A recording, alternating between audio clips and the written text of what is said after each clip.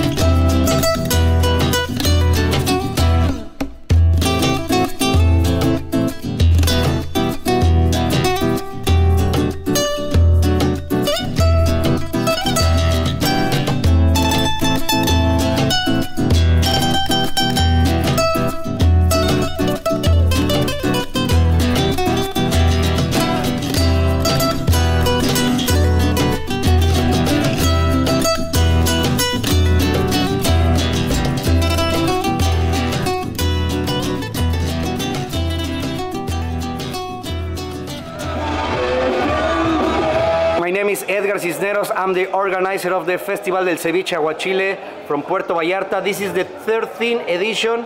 We're celebrating here in Puerto Mágico.